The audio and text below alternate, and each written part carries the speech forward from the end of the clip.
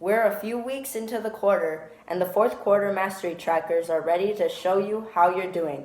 Let's get a reminder about how to set that up. Mustangs, as you are aware, you are well into the fourth quarter.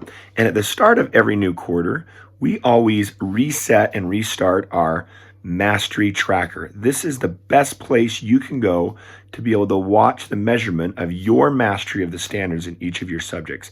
It updates on your tracker the second it updates on your teacher's tracker. So if you're checking that daily and weekly, then you'll always know how are your grades looking during the fourth quarter. Remember, you can access this at tinyurl.com/WL for Westlake Mastery Tracker.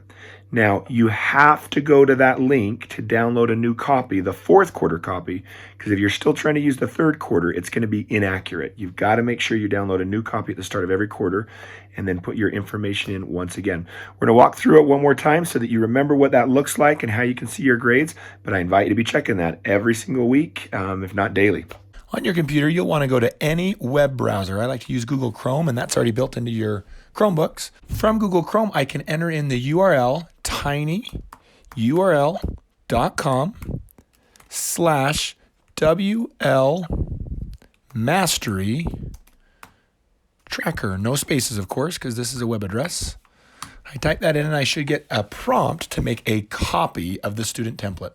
I go ahead and say make a copy.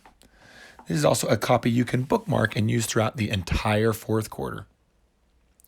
Once I get to this page, it's a good idea to rename your copy according to your name. So I'm going to change the name of mine right here to Mr. Howe. And you'll also do the same thing when you fill out the data down here so that it can get your grades. First thing is put down your name, Mr. Howe. Of course, you'll put your own name and not Mr. Howe. Your student ID number, that's your 9 number. And from there, you need to list each of your teachers.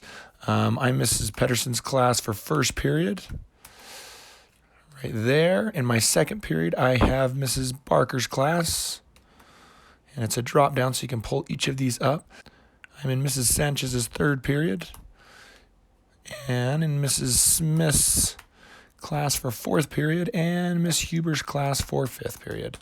Once I've got all of the names of my teachers listed there, it will show me an overall score or grade, mastery grade I have for each of those classes. To know a little more of the details of how I'm doing in each of those, just use the tabs along the bottom. I go to first period and I can see my overall grade and I can see all of the assessments that led up to that. Same thing for my second period, my overall grade and all of the assessments.